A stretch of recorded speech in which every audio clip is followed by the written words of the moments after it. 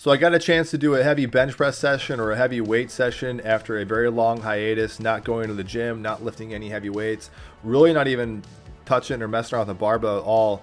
In this, I'd say it's been over close to a year, definitely over a year, where 75% of my training has just been using the total gym. Yes, I use my power blocks and some resistance bands, but predominantly it's been the total gym or my Weider Ultimate Bodywork. So I'll show you guys that bench session in a second as far as how was that after this long of a layoff, touching any of that stuff and kind of giving some credence to this machine.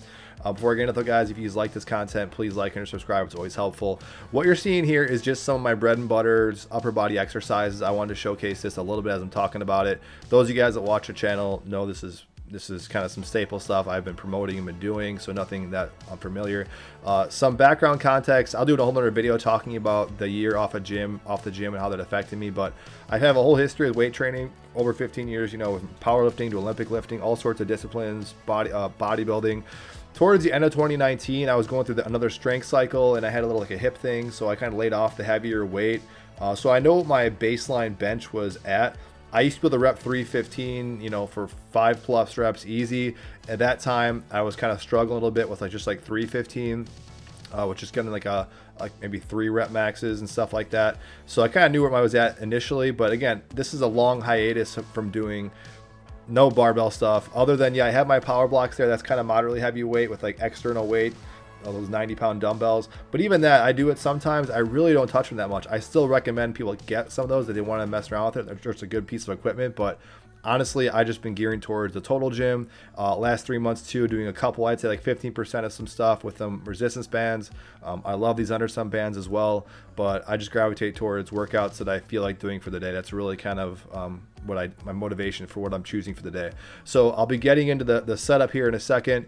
So bear in mind here that what you're seeing, even just doing 225 or 245, which is gonna be the first set, I was just happy alone. I actually felt really fresh, which I think says, as a whole nother discussion, I think one of the credences people need to think about is that taking time off from heavy weights can be very good.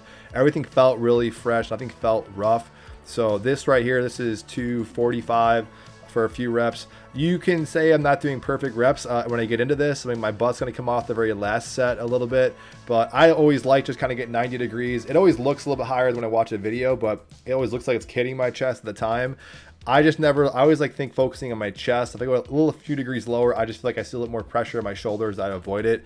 So you can, whether you want to count this as a full set or not, it's up to you. That was 275. This is 295 now.